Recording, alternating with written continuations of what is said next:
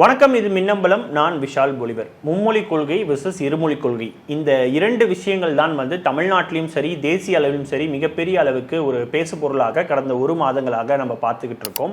ஒன்றிய அரசு தரப்பிலிருந்தும் சரி அல்லது பாஜகவை ஆதரிக்கிறவங்களும் சரி அல்லது பாஜகவினரும் சரி எல்லாருமே முன்வைக்கக்கூடிய வாதங்கள் மும்மொழி கொள்கையை ஏற்றுக்கோங்க, இதனால தமிழ்நாட்டிற்கு வளர்ச்சி ஏற்படும், ஏழை குழந்தைகளும் இந்த மும்மொழியினால பயனடைவாங்க, அவர்கள் மூன்றாவதாக ஒரு மொழியை கத்துக்க வேண்டிய தேவை இருக்குதானே, அந்த மாதிரியான ஒரு பாயிண்ட்டை தொடர்ச்சியாக வச்சுக்கிட்டு வராங்க.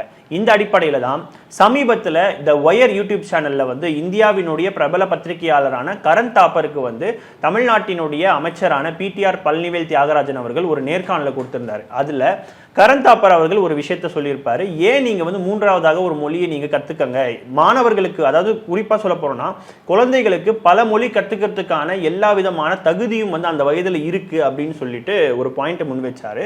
உடனே பழனிவேல் தியாகராஜன் அவர்கள் ஒரு விஷயம் சொல்லியிருந்தாரு. வட மாநிலங்கள்ல, குறிப்பாக ஹிந்தி பேசும் மாநிலங்கள்ல ஒரு மொழியை தாண்டி எத்தனை மொழிகள் பேசுறாங்க, அங்க இருக்கக்கூடியவங்க எத்தனை மொழிகள் தங்களுடைய பாடமொழியாக வச்சிருக்காங்க அப்படின்ற ஒரு கேள்வியை கேட்டிருக்காரு. இதற்கு உங்ககிட்ட டேட்டா இருக்கா அப்படின்னு ஒரு கேள்வியை கேட்டிருந்தாரு. அந்த ஒரு டேட்டாவை தான் இந்து நாளிதழ் வெளியிட்டு இருக்காங்க. குறிப்பாக வட இந்தியாவில் இருக்கக்கூடிய ஹிந்தி பேசும் மாநிலங்கள்ல எத்தனை பேர் ஒரு மொழிக்கு மேல கத்திருக்காங்க அப்படின்ற அந்த டேட்டா பகிரங்கமா அம்பலப்படுத்தி இருக்கு அப்படின்னு சொல்லலாம். அது மட்டும் இல்லாம அந்த டேட்டா இரண்டு விதமான விஷயங்களை சொல்லியிருக்கதை நம்ம பார்க்க முடியுது. ஒன்று, வட மாநிலங்கள்ல இருக்கக்கூடிய ஹிந்தி பேசும் மாநிலங்கள்ல எத்தனை சதவீதம் பேர் ஒரு மொழிக்கு மேல படிக்கிறாங்க, அதை தாண்டி ஆங்கிலத்தை எத்தனை பேர் படிச்சிருக்காங்க அப்படின்றதையும் சொல்லியிருக்காங்க. அதை தாண்டி ஆங்கிலம் வெர்சஸ் ஹிந்தி, இந்த ரெண்டு மொழிகளை படிச்சதுனால யார் பலன் அடைஞ்சிருக்காங்க அப்படின்றதையும் அந்த டேட்டா குறிப்பிட்டு சொல்லியிருக்காங்க.